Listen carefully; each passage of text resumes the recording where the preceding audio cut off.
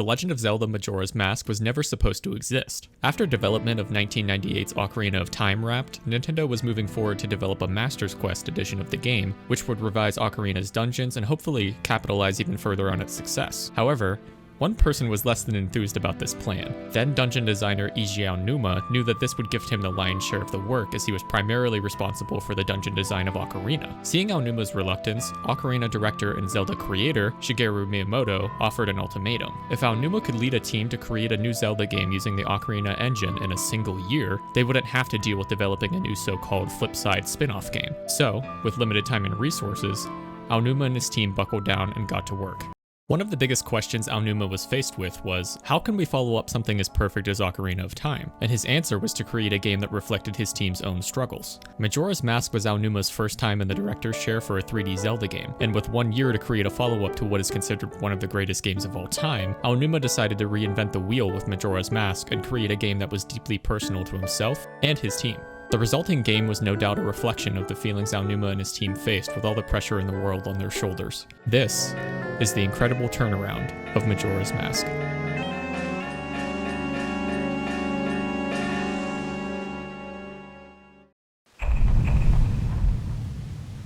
Majora's Mask is tied for my favorite Zelda game along with The Wind Waker. As a kid, I always found myself gravitating towards Majora's Mask over Ocarina of Time. Why is that? Because this game scared the hell out of me. Even at that young age, I could tell there was something more to this game that I just wasn't able to pick up on. A message left by the developers that, at the time, I wasn't ready to receive yet. Having played through this game once again in my 20s, I now see that message, and fully grasp what made this game so special to me in the first place. If Ocarina of Time was a story about a boy's journey to becoming a hero that would save the world, then Majora's Mask is a story about what a hero does when there's seemingly nothing they can do to save the world. When the circumstances are dire, and there's seemingly no hope left, what does a hero do? Majora's Mask is a game that has death written all over it. Right from the very beginning, players are greeted by the incarnation of death itself looming over them, the moon. In 3 days' time, on the night of the Carnival of Time, the moon will crash in the Clock Town, killing everyone and everything that resides in the land of Termina. The people of Clock Town express their denial to this reality at first, continuing on with their lives as if they are blind to what is hovering right over them. But as the 3-day cycle nears its completion, the people come to their senses and realize that their time really is at its end. But, luckily for the people of Clocktown, this incarnation of Link is known as the Hero of Time for a reason.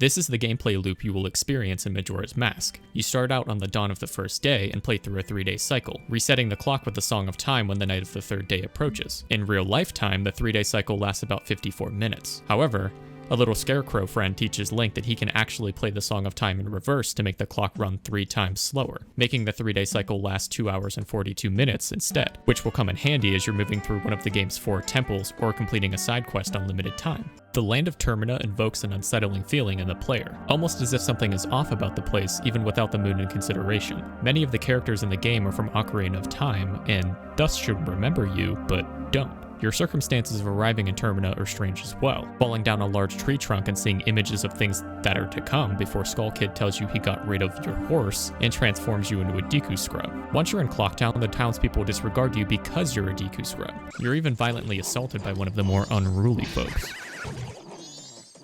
The background music of Clocktown gets progressively faster and more nerve-wracking as the 3 days come and go. As the 3rd day nears its end, you realize Clocktown has gotten significantly emptier as the people fear and plead for their lives. The entire screen even begins to shake as the moon becomes dangerously close to the top of the clock tower, which always invokes a sense of panic in me. The first 3-day cycle in Majora's Mask serves as a tutorial of sorts, as you try to reclaim your lost ocarina from Skull Kid to hopefully regain your human form. Majora's Mask excels in making the player feel stressed and uncomfortable in a foreign land they have no connection to, with the threat of everyone's death looming over them the entire time. In this first cycle, the game completely leaves the player to their own devices, giving them little direction on where they should be looking. Their only objective given to them by the happy mask salesman being to reclaim their lost ocarina so they can return to their human form, and Majora's Mask that was stolen from him by Skull Kid. This design mirrors the very first Legend of Zelda in that regard. You're thrown into a strange world and told to explore and familiarize yourself with your surroundings to find the path forward. This gives the player a sense of satisfaction when they learn something new about the world around them. To me,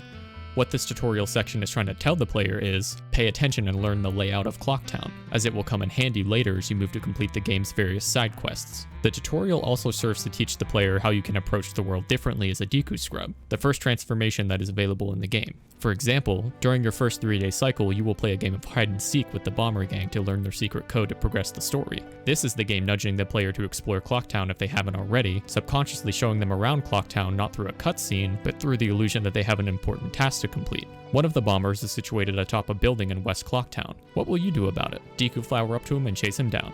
And while you're at it, one walk around the corner on that rooftop and you'll find a silver rupee. This is a way of showing the player how side quests work in Majora's Mask. There sometimes will be a variety of smaller tasks that need done in succession to one another to fully complete a quest. Take the Bomber's quest for instance. You cannot complete their quest on the first 3-day cycle alone, but once you regain your human form, you can go straight to their hideout with the secret code you learned from the previous cycle. In return, the leader of the Bombers will be waiting for you on your return and will reward you with the Bomber's notebook. This concept of taking information you learn from one cycle and applying it to the next is an immensely satisfying one and reward the players for their attentiveness and information gathering.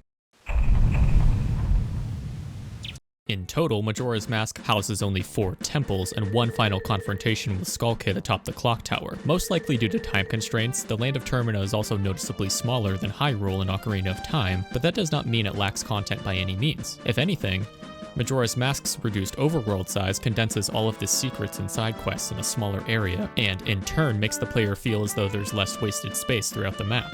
Because of there being over 60 side quests in the game, for a variety of rewards including heart pieces, masks, an upgraded sword, empty bottles, and more, there's always something close by to investigate for the benefit of your playthrough. And trust me, you'll want to expand the amount of tools you have at your disposal when you tackle these temples. Another thing about Majora's Mask in comparison to Ocarina of Time is that it is much more difficult than its predecessor. The temples in this game were literally designed to be intimidating to encourage players to complete the side quests and explore Clocktown if they haven't already. If the first 3-day cycle and various minigames throughout Clocktown were designed to teach you time management while becoming familiar with the transformation mechanic, then the temples are the final exam that ask, were you paying attention? Each temple in the game ramps it up in terms of difficulty and makes use of nearly every tool and transformation you have available to you. The first temple in the game, Woodfall, is nothing too difficult, but as you move into Snowhead, Great Bay, which is enough to make the Water Temple in Ocarina of Time seem like a cakewalk, and Stone Tower temples, the incredible dungeon design reveals itself to the player. The Stone Tower Temple in particular is a mass culmination of all the ideas Majora's Mask threw at you through the course of the game. The temple itself is backed by an eerie Ocarina soundtrack and makes use of all the transformation masks. Eventually, you will come across a red switch that you have to shoot with a light arrow, and it completely inverts the temple, revealing a completely new aspect to the level where you have to avoid falling into the sky.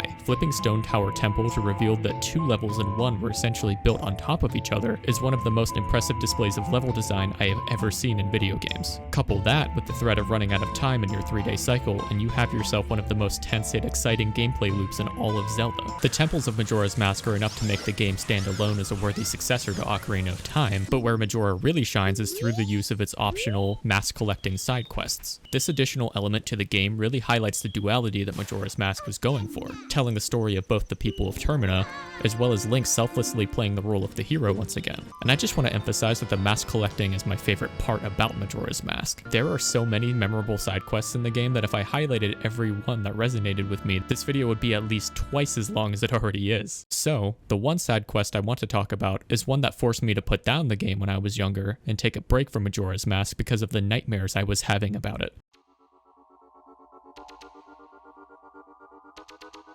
The alien invasion of Romani Ranch. This side quest requires the players to have at least completed Snowhead Temple, as you'll need a powder keg on the first day to enter Romani Ranch. Once inside, you can collect Epona for the first time if you haven't already, and speak with Romani. She will tell you that tonight, they are coming.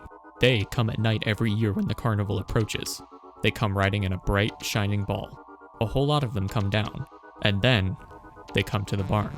Also, yes, you heard me right earlier. This side quest gave me nightmares when I first played it. But, to my defense, I wasn't even 10 years old yet, so cut me some slack. You'll then ride around the ranch for a practice session and have to wait until around 2 AM when Romani's operation begins. At precisely 2:30 AM, the alien ghost demon monstrosities appear and you have to shoot them as they approach the barn, while also watching your arrow count. You will complete this side quest if you manage to keep them away from the barn until the sun comes up, and your reward is...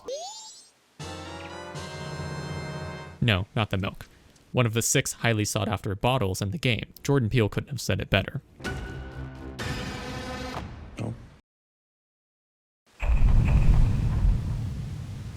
So many of these stories deal with emotionally heavy topics, all around the central theme of death. Before acquiring the Goron and Zora transformation masks, you come to a realization that each transformation mask houses the spirit of the person you got it from. Darmani was a famous Goron warrior in Snowhead Mountains, who was beloved by his peers, especially the Goron Elder's son, who calls him Darmi. Darmani was killed trying to enter Snowhead Temple and save his people from the curse put on them by Majora's Mask. Mikau was the lead guitarist of the Zora band the Indie-Go-Go's, and was also a Zoran hero. He and his band members had a close relationship and were beloved among all Zora. After Mikau discovered that Lulu's eggs were stolen by the Gerudo pirates, he was charged with the task of retrieving the eggs, in the hopes that doing so would recover Lulu's voice for their upcoming Carnival of Time performance in Clocktown. The next time Mikau was seen was by the player, floating on the shoreline of the Great Bay, mortally wounded from his infiltration of the Gerudo pirates' fortress. The one mask in the game that does not have an obvious introduction is the very first transformation mask in the game, the Deku mask. Shortly after being transformed into a Deku scrub, you will come across this one lone tree just before entering the clock tower. All the information given about the tree is Tato remarking that it has a look of pain on its face, and then you move on. The next piece of information you get about the mask is the Deku Butler minigame after completing Windfall Temple, where he simply remarks that you remind him of his son, implying that he is no longer among the living. And finally, it's confirmed as the end credits are rolling that the tree from the beginning of the game was, in fact, the Deku Butler's son, and that your mask was embodying his form. This revelation of each transformation mask holding the spirits of the dead within them brings to light the idea that Link is but an extension of the departed in this game. The Happy Mask Salesman teaches us the Song of Healing after recovering our human form and seeing the Deku mask fall from our face as we recover our previous identity. The song is described by the Happy Mask Salesman as being a melody that heals evil magic and troubled spirits, turning them into masks. He explains that the magic is sealed inside the mask, but fails to inform the player that the spirit is also put to rest. The Song of Healing serves as a doorway for spirits to move on from this world, only leaving behind a remnant of their existence in the form of a mask. This song is used on several occasions throughout the game while mask hunting and encompasses the overall tone of Majora's Mask perfectly. In this adventure, we are doing far more than saving the world. We are also saving these individuals from the regrets they would leave behind, having left this world before their time.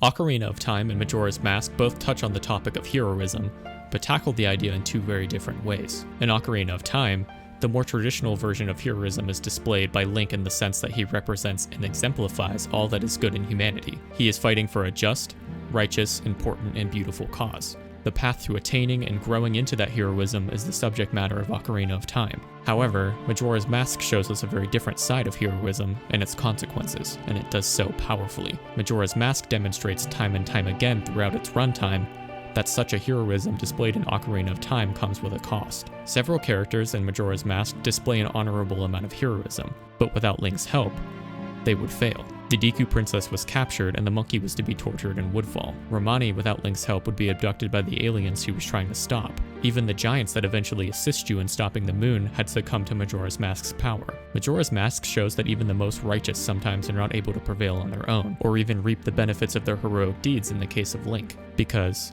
at the end of Majora's Mask, nobody remembers anything that Link did for them due to the Song of Time. This boy, us, gave them their lives back, and saved them from a fate of being crushed by the moon. Yet, nobody remembers any of that. But even still, we still help them all the same, and would do it all over again in a heartbeat. Because what do heroes do when there's seemingly nothing they can do to save the world? Anything they can. And the most righteous of all will choose the path of anonymity if it means they can help.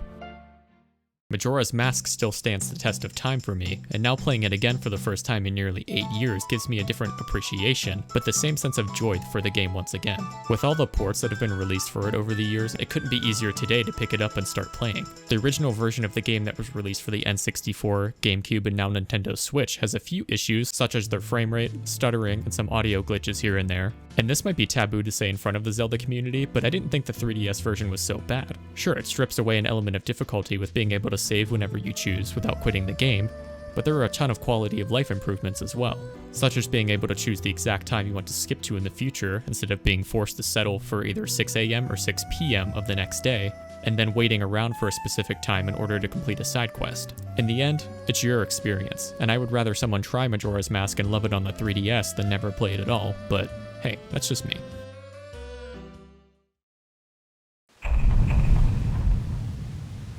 Thank you so much for watching, and if you're new to the channel, I just wanted to say welcome. My name is Wacko, and I find joy in making these stupid little video essays on the games that I love. And it always makes my day to read your thoughts on these games too and starting a discussion in the comments. So, thank you for all your comments and feedback on my previous video. I really enjoyed reading your thoughts and experiences, and I take any pieces of advice to heart because I'm still relatively new to making videos myself, so any feedback is welcomed. Thank you all, I hope you enjoyed the video, and I'll see you next time.